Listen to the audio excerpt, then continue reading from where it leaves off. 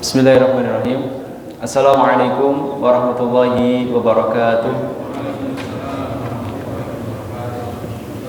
Alhamdulillahirabbil alamin wassalatu wassalamu ala asyrafil anbiya'il mursalin sayyidina wa maulana Muhammadin sallallahu alaihi wasallam wa ala alihi wa ashabihi ajma'in.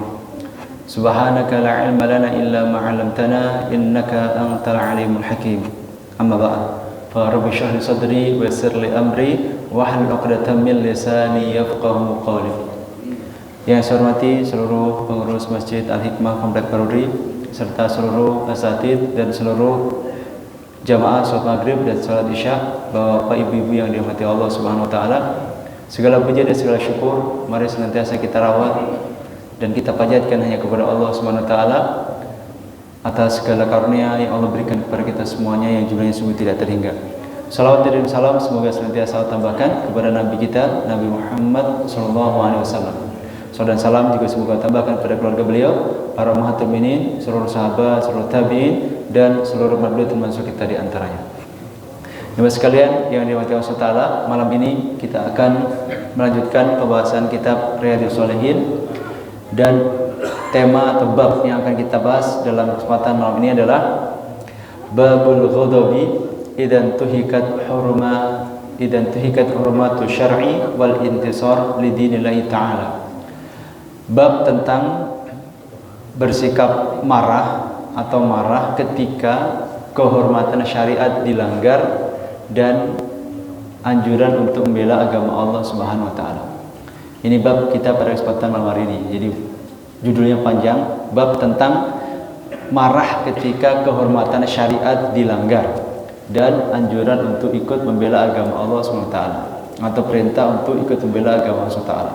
Kalau mau diringkas judulnya, bab marah ketika kehormatan syariat dilanggar. Itu kira-kira judul ringkasnya.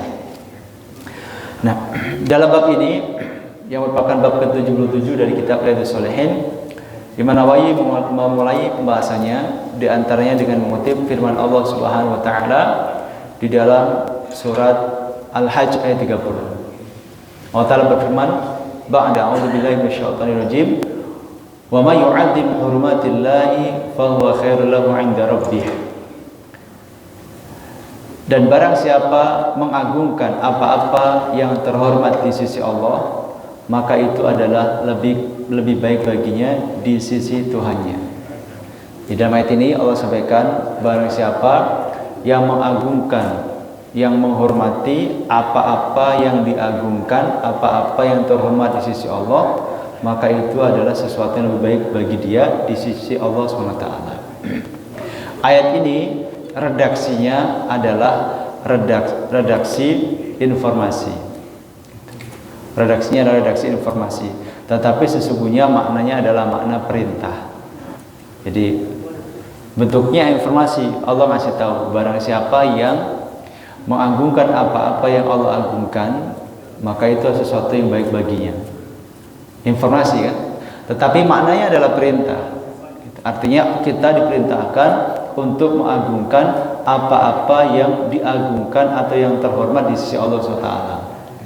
Dan ayat seperti ini banyak gitu. Seperti misalkan Allah Ta'ala dalam surat Al-Imran berfirman menjelaskan tentang diantara sifat-sifat orang yang bertakwa yang Allah siapkan surga adalah orang yang alladzina yunfiquna fis sarra'i wad dharra'i wal kadhiminal ghaidha wal 'afina 'anil nas.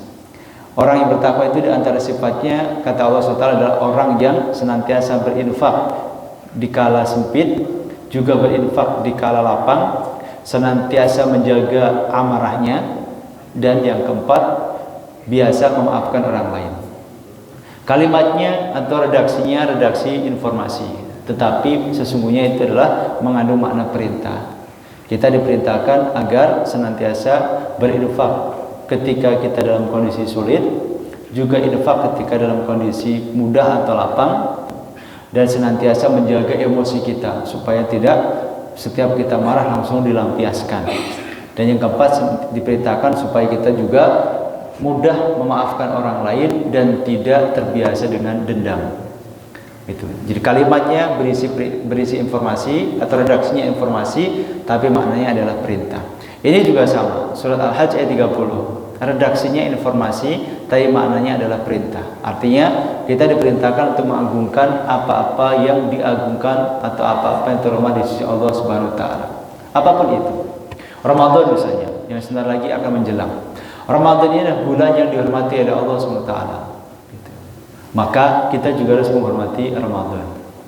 Di antara bentuk kita menghormati Ramadan misalnya, karena di Ramadan itu ada perintah puasa, kita puasa. Dan bagi yang tidak puasa, misalnya ibu-ibu yang lagi sedang tidak puasa, sebagai bentuk kita sebagai umat Islam menghormati Ramadan kita, meskipun katakanlah bagi seorang ibu ada kalanya tidak sedang puasa, tetap sebaiknya ketika seorang ibu atau seorang perempuan tidak sedang puasa karena ada halangan bulanan misalnya, hendaknya dia tidak makan minum di siang hari Ramadan di depan orang banyak. Jadi kalaupun dia makan minum di rumah gitu. Sebagai bentuk kita menghormati Ramadan gitu. Meskipun dia makan minumnya nggak apa-apa, malah kalau puasa malah nggak boleh gitu, karena katakanlah dia sedang datang bulan gitu. Tapi salah satu bentuk kita menghormati ibadah Ramadan itu meskipun sedang tidak puasa, seorang perempuan dianjurkan makan minumnya tidak di depan orang. Itu data bentuk menghormati Ramadan. Gitu. Makanya kalau dalam kitab para ulama, kalau misalkan bulan Ramadan, lalu ada orang Islam nggak puasa, itu boleh ditangkap gitu. Boleh ditangkap dan dipenjarakan. Misalkan ada orang Islam nggak puasa gitu ya. Ini tentu bicara kalau misalnya sebuah wilayah itu menerapkan hukum Islam. Itu orang kok Muslim nggak puasa siang hari, itu boleh ditangkap, dipenjarakan. Nah, ketika dipenjara, misalnya ketangkapnya jam 10 pagi nih, jam 10 pagi, dia ketahuan ngerokok misalkan. Puasa ngerokok, Ramadan ngerokok. Dia muslim, bukan muslim. Itu boleh dipenjara, ditangkap gitu. Katakanlah Satpol PP syariat gitu ya, dia ditangkap, dipenjara. Nah, selama di penjara itu nggak boleh kasih makan sampai maghrib. Meskipun dia nggak puasa, kan tadi jam 10 dia ngerokok kan, dia jam 10 ngerokok. Nah, oleh Satpol PP syariat misalnya gitu ya, Satpol PP Islam, negara Islam gitu, dia diangkut, dibawa ke di penjara gitu, ditahan.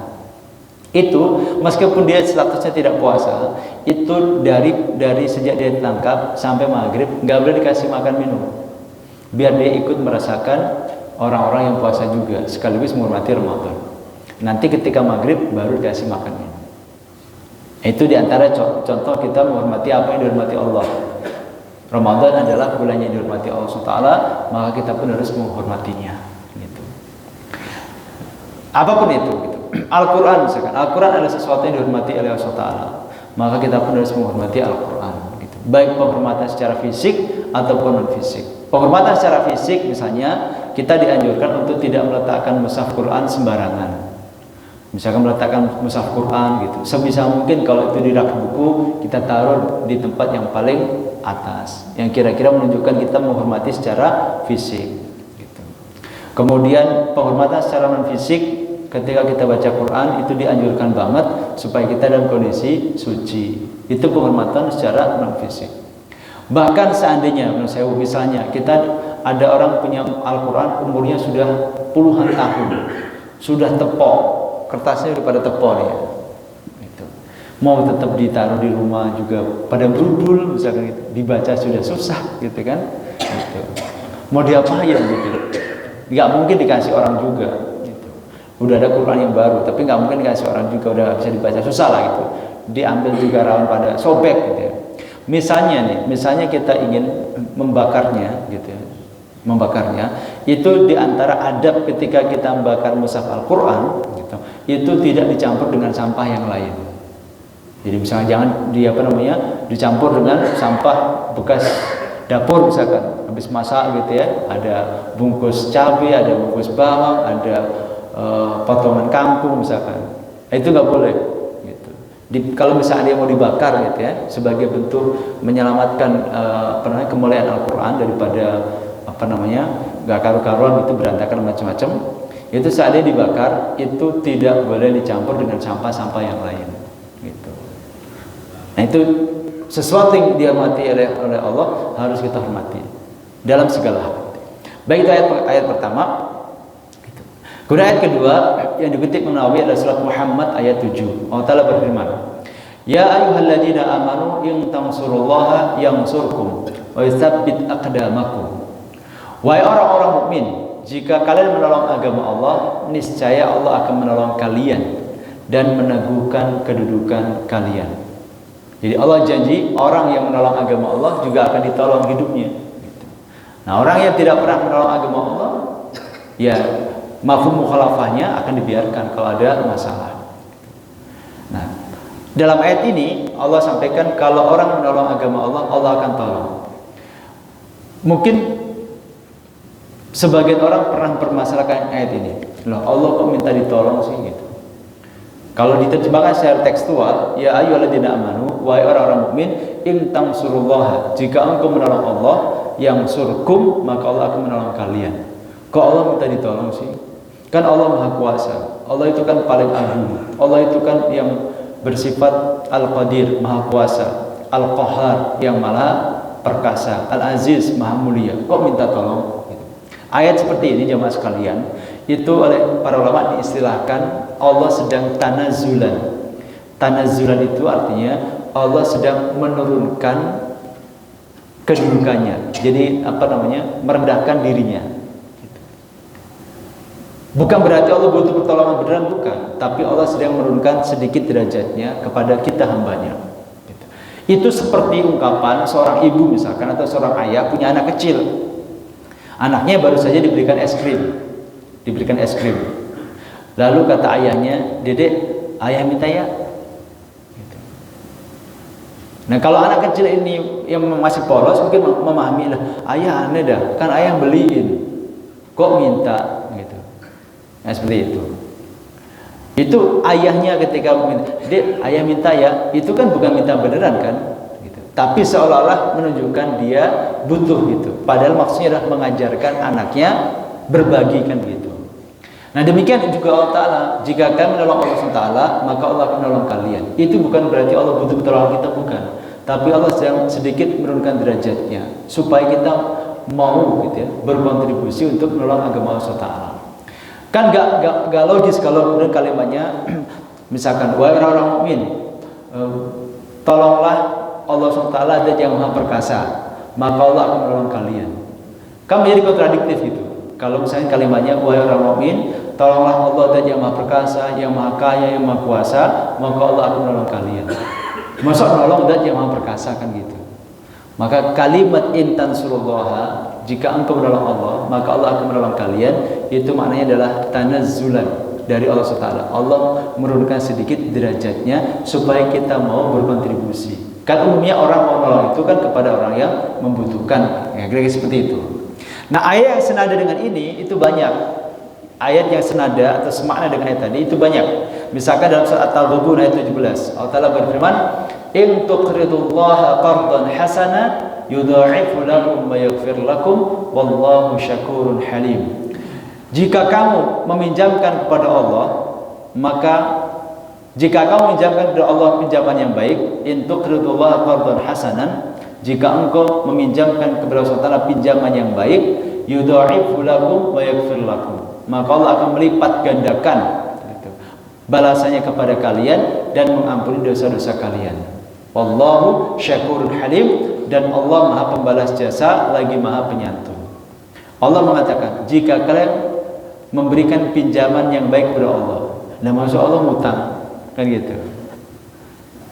Nah, makna meminjam Allah Ta'ala itu tentu bukan berarti Allah butuh utangan, butuh pinjaman, bukan. Tapi lagi-lagi Allah tanazulan, Allah sedang menurunkan derajat sedikit kepada kita supaya kita ini tergerak mau berinfak, mau bersedekah. Tapi Allah mah nggak butuh sama sekali. Semua itu dari Allah SWT, semua yang Allah punya kok. Tapi Allah dan yang Maha Mulia itu sampai rela dalam tanda kutip gitu ya, mau sedikit menurunkan derajatnya supaya kita ini mau gitu beramal atau bersedekah. Itu maknanya tanazulan ya, Allah menurunkan sedikit derajatnya gitu. Ngajarin kita seperti kayak tadi orang tua habis beliin anaknya es krim, lalu dia bilang ayah minta ya atau mama minta ya dek gitu. Padahal yang beliin orang tuanya, duitnya orang tuanya. Orang tuanya jangan beli es krim, beli sama freezernya juga bisa.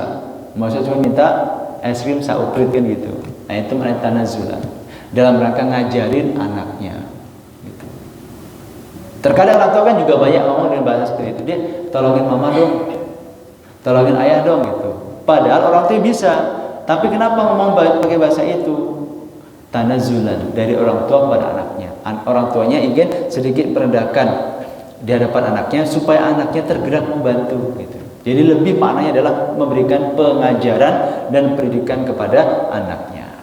Baik, itu jemaah sekalian, dua ayat yang menjadi mukadimah dalam bab ke-77 ini. Selanjutnya kita masuk ke bahasan hadis-hadisnya. Hadis pertama, hadis nomor 649 dari Abu Mas'ud, yaitu Uqbah bin Amr al-Badri. Bismillahirrahmanirrahim. An Abi Mas'udin Uqbah bin Amr al-Badri radhiyallahu anhu qala jaa rajul ila Nabi sallallahu alaihi wasallam faqala inni la ta'akharu an salati subhi min ajli fulan mimma yutilu bina. Fama ra'aitu an-nabiy sallallahu alaihi wasallam ghadiba fi maw'idatin qad ashadda mimma ghadiba yawma idzin. Faqala ya ayuhan nas inna minkum munafirin fa'ayyukum amma an-nas falyujiz fa inna min wara'ihi al-kabiru was-saghiru wa dzal hajah. Muttafaqun alaih. Hadis pertama dalam bab ini hadis dari Abu Mas'ud, yaitu Uqbah bin Amr al-Badri. Ya, hadis dari Abu Mas'ud, nama aslinya adalah Uqbah bin Amr al-Badri. Al-Badri itu julukan atau sebutan untuk sahabat Nabi yang pernah ikut perang Badar, yang jumlahnya sekitar 313 atau 314 orang. Nah, mereka yang pernah ikut perang Badar itu terkadang di belakang namanya ada embel-embel Al-Badri. Uqbah bin Amr al-Badri, berarti dia pernah ikut perang Badar. Dari Abu Mas'ud, yaitu Uqbah bin Amr al-Badri, ia berkata, seorang laki-laki pernah menemui Nabi SAW lalu berkata, wahai Rasulullah, demi Allah, aku biasa sengaja terlambat dalam salat subuh gara-gara si fulan yang menjadi imam. Jadi ada seorang sahabat datang ke Rasulullah, demi Allah, pakai sumpah lagi, demi Allah, aku ini biasa terlambat datang salat subuh gara-gara yang imamin itu si fulan. Karena ia biasa manjangkan bacaan sholatnya kalau menjadi imam bagi kami. Jadi karena biasa udah hafal ini, sahabat ini udah hafal. Kalau imamnya sahabat fulan atau syekh fulan atau ustaz fulan, ini bacanya panjang banget ini. Nah, dia datangnya biasanya agak telat. Mungkin setelah bacaan suratnya udah mau habis gitu, dia udah bisa mengukur ini udah mau habis nih, dia baru datang. Sengaja telat gitu. Kata si sahabat ini. Abu Mas'ud berkata, yang menceritakan hadis ini berkata, belum pernah aku melihat Nabi SAW sedemikian marahnya seperti ketika beliau menasihati terkait masalah tadi. Lalu Nabi bersabda, wahai sekalian manusia, sungguh di antara kalian ada orang-orang yang menjadikan orang lain menjauhkan diri dari agama atau dari ibadah. Barang siapa di antara kalian mengimami orang lain, hendaklah ia mengimaminya secara ringkas. Sebab di sana atau di antara mereka ada orang tua, orang lemah, dan orang-orang yang mempunyai keperluan. Hadis muttafaqun alaih. Nah, dalam hadis pertama ini Nabi SAW marah gara-gara sikap atau tindakan salah seorang sahabat Nabi menjadi imam. Menjadi imamnya itu lama banget, bacaan sholatnya panjang. Rasul marah gara-gara ini. Kenapa? Karena sikap imam seperti ini gitu, itu menjadikan orang menjadi agak takut gitu melaksanakan sholat berjamaah. Gitu. Memang imamnya sih tidak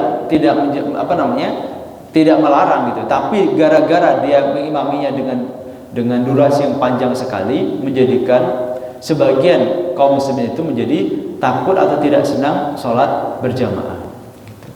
Nah, dalam hadis ini diceritakan ada seorang sahabat Nabi. Ini menunjukkan bahwa sahabat itu ya kelasnya bertingkat-tingkat. Tidak semuanya sahabat itu sekelas kayak Umar bin Khattab, Abu Bakar gitu ya. Ibnu Abbas, Ibnu Umar gitu, yang imannya iman kualitas A lah gitu.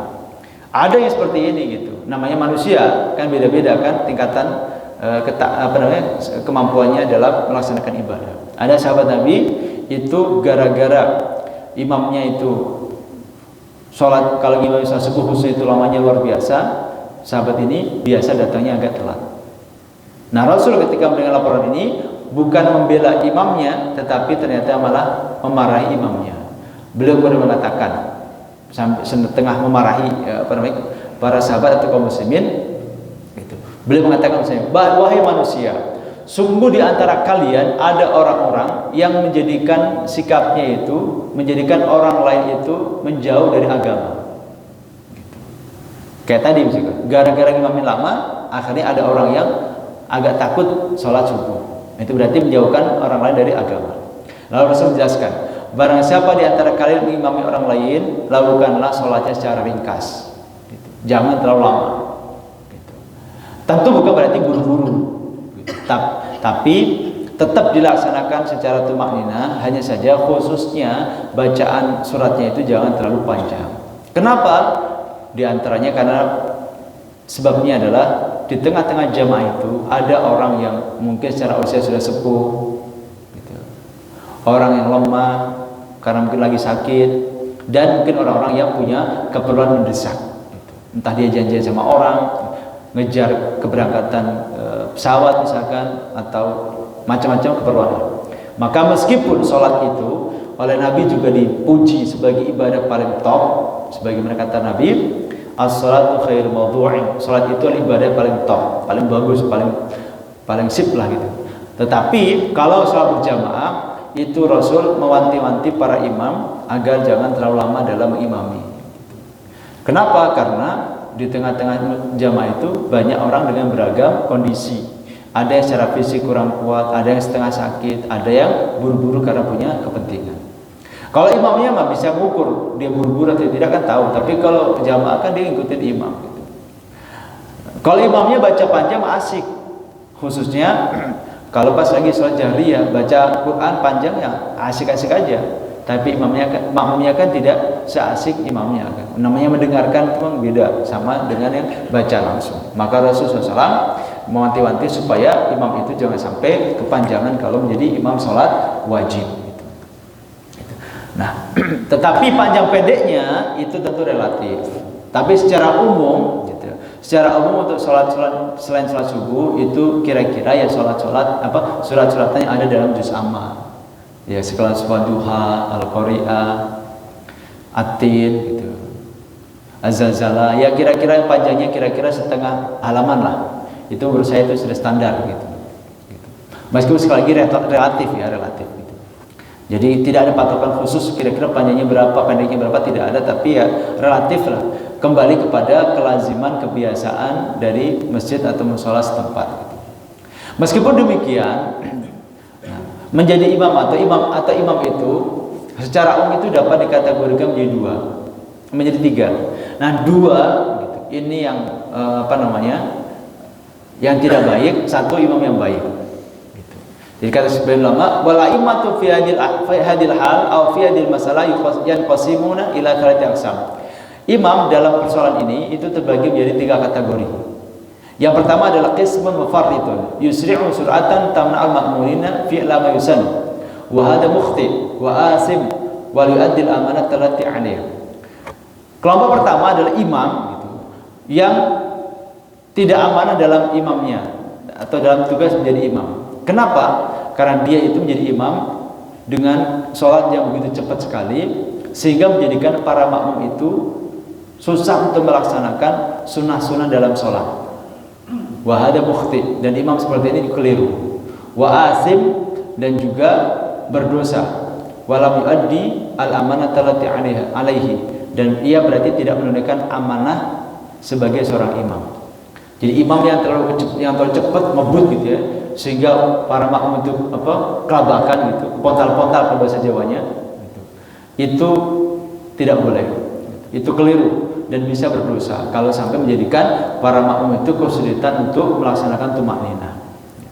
Itu yang pertama. Jadi imam yang kurang amanah karena kecepatan ngebut. Apalagi kalau dia masih muda, imamnya sudah sepuh-sepuh. Nah itu harus memperhatikan kondisinya. Itu yang pertama. Yang kedua, qismun mufrid ay zaid yusqilu bin nasi wa kana yusalli nafsihi. Fatajiduhu yusqilu bil qira'ati war ruku'i was sujudi wal qiyam ba'da ruku' wal julusi baina sajdataini wa hadha aidan mukhti'un dhalimun li nafsihi. Kelompok kedua adalah imam yang terlalu lama. Terlalu lama. Dia menjadikan makmum itu berat dalam melaksanakan sholat jamaah karena bacaan Qur'annya yang panjang, rukuknya yang lama, sujudnya lama, berdiri setelah rukuk juga lama, duduk antara dua sujud juga lama. Ini juga keliru kalau terlalu lama. Sehingga orang mau sholat itu, imamnya Ustaz Fulan ya, dia udah meriang duluan gitu. Nah itu juga tidak baik gitu. Tidak baik. Tapi sekali lagi panjang pendeknya, terlama sebentarnya itu relatif. Ya kita bisa mengukur sendiri lah kira-kira seperti itu. Karena saya pernah ngalamin kondisi yang kedua ini. Waktu saya masih sekolah, saya pernah diajak teman mampir ke sebuah lembaga Islam, main gitu. Waktu itu pas sholat duhur, pas sholat isya, itu lama sekali gitu. Bacaan Qur'an panjang, rukuknya lama, sujudnya lama. Saya sampai habis itu trauma. Jadi trauma soal di situ. Gara-gara bacanya lama sekali. Gitu. Pernah sekali. Sampai sekarang masih teringat-ingat. Sampai masih terngiang-ngiang. Lembaganya sekarang masih ada, tambah besar. Tapi saya agak trauma soal di situ. Gara-gara lamanya luar biasa.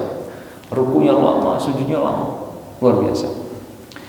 Itu dua tipe imam. Jadi sama-sama tidak baik. Yang terlalu cepat juga tidak baik, menjadikan makmum itu kepontal-pontal untuk melaksanakan sunnah-sunnah sholat itu susah. Gitu. Mau baca doa sujud 3 kali aja nggak keburu. Baca doa rukuk 3 kali nggak keburu. Baca tahiyat awal belum tuntas udah berdiri. Gitu. Baca tahiyat akhir baru dapat sepotong udah salam. Nah, itu imam seperti ini tidak baik dan dia bisa berdosa gara-gara tidak menunaikan amanah sebagai imam dengan baik, menjadikan para makmum kesulitan untuk tumanina, untuk baca sunat-sunat sholat atau melakukan kesunatan dalam sholat dan lain sebagainya. Itu yang pertama. Yang kedua, yang kelamaan juga tidak baik, seolah-olah dia sholat sendirian, tidak memperhatikan kondisi makmum. Nah yang ketiga, ini yang sesuai dengan Nabi, yaitu imam yang yusolli bihim ka sholatin Nabi SAW, yang sholat, yang imamin para makmum seperti Rasul mengimami para sahabat. Fahada khairul aqsam, dan ini adalah merupakan kelompok yang paling baik. Wa huwa alladzi qama bil amanati ala wajhil akmal, yaitu imam yang melaksanakan amanah sebagai imam dengan posisi atau dengan sikap yang terbaik. Tidak terlalu lama, tapi juga tidak terlalu terburu-buru. Baik, ini yang pertama. Satu hadis lagi, hadis nomor 651 dari Aisyah. An Aisyata anna Quraisyan ahammahum sya'nul mar'atil makhzumiyyati allati saraqat faqalu man yukallimu fiha Rasulullah sallallahu alaihi wasallam faqalu wa man ijtari alaihi illa usamatu hibbu Rasulullah sallallahu alaihi wasallam fakallamahu usamatu faqala Rasulullah sallallahu alaihi wasallam atashfa'u fi haddin min hududillah summa qama faftatab faqala ayyuhan nas innama ahlakal ladina qablakum annahum kanu idza saraqa fihim asy-syarifu tarakuhu wa idza saraqa fihim ad-dha'ifu aqamu 'alil hadd wa ayyullah law anna Fatimah bint Muhammadin saraqat laqata'tu yadaha. Muttafaqun alaih. Hadis kedua dari Aisyah radhiyallahu anha, bahwasanya orang-orang Quraisy merasa kebingungan, merasa gelisah dengan persoalan yang menimpa seorang wanita Makhzumiyah yang ketahuan mencuri. Lalu mereka berkata, jadi orang-orang Quraisy itu sempat gitu, mereka itu galau, bingung gitu, karena ada salah seorang wanita dari suku atau kabilah Makhzumiyah yang ketahuan mencuri. Sedangkan wanita ini orang yang mulia atau terhormat. Lalu para tokoh-tokoh masyarakat dari suku Makhzumiyah ini berunding. Mereka berkata, siapa kiranya yang berani membicarakan masalah ini kepada Rasulullah SAW? Maksudnya membicarakan untuk meminta keringanan supaya si wanita ini gak dipotong tangannya. Siapa kira-kira yang berani ngomong masalah ini ke Rasul? Mereka membicarakan. Lalu Sebagian mereka mengatakan tidak ada yang berani menyampaikan ini kepada Rasulullah kecuali Usama, yaitu Usama bin Zaid. Usama bin Zaid bin Harithah. Zaid bin Harithah adalah dulunya anak angkat Nabi. Anak angkat Nabi punya anak namanya Usama. Nah, Usama dan bapaknya ini dua sahabat yang sama-sama sangat dicintai oleh Rasulullah SAW. Zaidnya pernah jadi anak angkat Rasulullah SAW. Nah, kata mereka nggak ada yang berani ngomong seperti ini kecuali Usama. Maka mereka meminta agar Usama yang menjadi juru bicara mereka untuk menemui Rasul, bicara kepada Rasul, minta keringanan. Maka dia menemui Rasul SAW. Sesaat kemudian Usama pun mengadukan hal itu atau menyampaikan hal itu kepada Rasul SAW. Setelah mendapatkan pengaduan, laporan dari Usama, yang sekaligus mereka minta supaya tidak dihukum wanita yang mencuri tadi, Rasul pun marah kepada Usama. Padahal Usama ini adalah hibbu Rasulullah, sahabat yang sangat disayang Rasul. Tapi karena dia melakukan satu tindakan yang bisa dibilang mempermainkan syariat, Rasul pun marah kepada Usama bin Zaid. Kata beliau SAW, "Atashfa'u fi haddin min hududillah." Wahai Usama, apakah kamu hendak memberi syafaat atau keringanan dalam penerapan hukum dari hukum Allah Taala? Gitu. Apakah kamu ingin memberikan keringanan terhadap pelaksanaan had atau hukuman yang akan ditimpakan kepada seorang yang melanggar aturan Allah Taala? Kemudian beliau SAW berdiri sambil berkhutbah, "Wahai seluruh manusia, sungguh yang membinasakan, yang menghancurkan orang-orang sebelum kalian adalah ketika ada orang-orang terpandang mencuri, mereka membiarkannya, tidak dihukum. Sebaliknya jika ada orang-orang kecil di antara mereka yang mencuri, mereka menegakkan hukuman had kepada orang kecil tadi. Demi Allah, sekiranya Fatimah binti Muhammad SAW mencuri, aku juga akan potong tangannya." Hadis muttafaqun alaih, sepakati oleh Imam Muslim. Jadi dalam hadis yang kedua ini, Rasul terlihat kembali marah gara-gara ada upaya mempermainkan salah satu syariat Islam, yaitu syariat tentang had atau jamaknya hudud. Apa itu hudud? Hudud adalah hukuman yang telah ditetapkan oleh Al-Quran atau oleh syariat gitu, atas kejahatan tertentu, atas tindakan kriminal tertentu. Itu namanya hukuman had atau hudud. Jadi hukuman yang sudah ditentukan jenisnya terhadap kejahatan yang juga sudah ditentukan jenis kejahatannya. Itu namanya hudud. Hukuman hudud itu meliputi potong tangan bagi orang yang mencuri. Ya, potong tangan bagi orang mencuri itu namanya hukuman had. Jadi orang mencuri itu dalam Islam itu hukumannya adalah dipotong tangan kalau sudah terpenuhi syarat-syarat dan ketentuannya. Yang kedua, rajam. Gitu. Hukuman rajam, dilempari batu sampai mati. Berlaku untuk mereka yang zina muhsan, zina yang sudah menikah, orang zina yang sudah menikah, hukumnya itu dilempari batu sampai mati. Kemudian jilid, cambuk. Jadi, cambuk itu diantara diperlakukan kepada mereka yang mabuk. Orang yang mabuk itu dicambuk 100 kali. Orang menuduh orang lain berzina juga dicambuk. Jadi orang menuduh orang lain berzina itu namanya qadzaf, itu juga kalau tidak bisa membuktikan saksi 4 orang, malah dia dicambuk 80 kali. Kemudian jilid, cambuk juga itu berlaku juga untuk soal pezina yang dia belum menikah. Jadi kalau orang zina yang sudah menikah itu hukumannya rajam, dilempari batu sampai mati. Kalau orang zina belum menikah dicambuk 100 kali. Nah, hukuman-hukuman seperti ini namanya hudud. Jadi hukuman yang sudah ditentukan bentuknya atau jenisnya terhadap kejahatan atau perilaku kriminal yang juga sudah ditentukan jenisnya. Itu namanya hudud. Nah, tadi ada seorang wanita dari suku Mahzumiyah. Dia wanita terpandang, ketahuan mencuri. Nggak tahu sebabnya apa, intinya ketahuan mencuri. Nah, ini hukumannya potong tangan. Tentu asumsinya sudah terpenuhi syarat dan ketentuannya. Hukumnya potong tangan. Lalu para tokoh-tokoh dari suku Mahzumiyah ini berusaha untuk menolong wanita ini Dengan cara apa? Dengan cara meminta Rasulullah SAW agar membebaskan dari hukuman potong tangan. Ternyata Rasul marah kepada Usamah yang menjadi juru bicara dari orang-orang Mazmi ini. Kata Rasulullah SAW, "Atashfa'u fi haddin hududillah." Wahai Usamah, kamu mau memberikan keringanan terhadap pelaksanaan hudud atau had Allah SWT?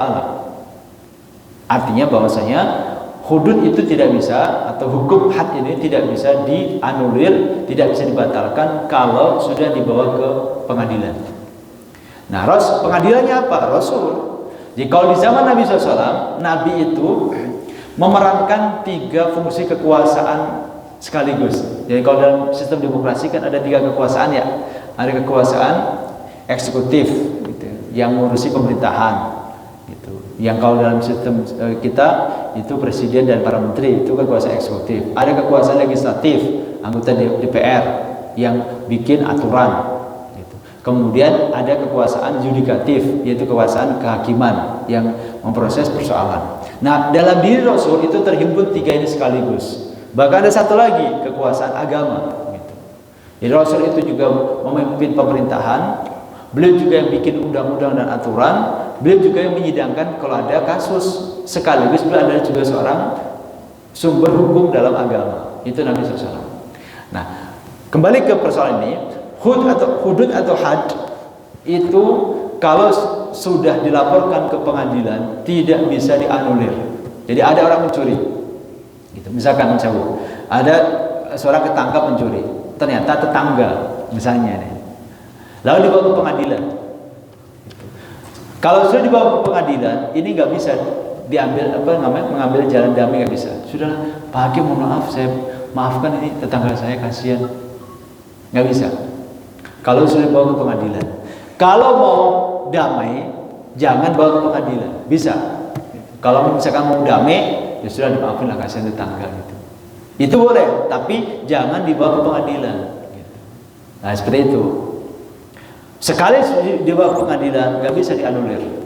Itu kalau hudud, entah itu kejahatan mencuri, berzina, atau tadi mabuk misalkan ya, itu kalau sudah dibawa ke pengadilan nggak bisa dianulir. Kalau mau dibatalkan, maka kalau mau tidak dihukum, maka jangan dibawa ke pengadilan. Gitu. Tapi kalau kisos boleh. Kalau kisos itu adalah hukuman dengan jenis yang sama dari kejahatan yang dilakukan oleh orang yang melakukan kriminalitas tadi. Itu kisos. Nah, kalau itu boleh di pengadilan itu dilakukan tawar menawar boleh. Jadi misalkan ada orang membunuh orang lain, si A membunuh si B, misalkan, lalu ditangkap dibawa ke pengadilan. Nah, hukumannya kalau pembunuhan sengaja, maka hukumannya adalah kisos juga, si A tadi dibunuh juga. Tapi juga bisa dalam bentuk denda atau diat dengan membayar 100 ekor unta. Atau misalnya orang yang baik banget dimaafkan juga boleh. Jadi bisa dikisos, dibunuh, bisa bayar denda atau diat, atau dimaafkan sama sekali juga boleh. Nah, ketika di pengadilan itu boleh dilakukan negosiasi. Misalkan ahli warisnya ya udah nggak usah dikisos lah, bayar aja diat aja 100 ekor unta, lumayan buat biaya hidup anak-anak yang yatim misalkan. Itu boleh kalau kisos. Kenapa? Karena kisos itu hak yang dilanggar adalah hak korban. Tapi kalau soal tadi mencuri, kemudian zina, mabuk, ini mereka secara khusus itu lebih banyak melanggar hak Allah SWT yang telah bikin aturan-aturan dalam Al-Quran berupa larangan mencuri, larangan berzina, larangan mabuk, dan seterusnya. Tidak terlalu berkaitan dengan hak orang yang yang dicuri gitu. Atau orang yang mabuk tadi kan lebih kan karena dia melanggar aturan atau hukum Allah Subhanahu wa taala. Tapi kalau orang membunuh orang melukai orang, itu lebih kepada hak orang yang menjadi korban itu yang perlu dilindungi. Maka dalam proses hukumannya itu boleh ada tawar-menawar atau negosiasi dari beberapa jenis hukuman yang ada dalam hukuman syariat. Baik, jemaah sekalian, saya rasa itu yang dapat saya sampaikan pada kesempatan malam hari ini. Karena berhubung sudah titik, mungkin itu saja. Langsung saya tutup pertemuan kita pada kesempatan malam hari ini. Demikian, semoga bermanfaat kita semuanya. Akhirul kalam, assalamualaikum warahmatullahi wabarakatuh. Assalamualaikum warahmatullahi wabarakatuh. Ini terima kasih atas videonya.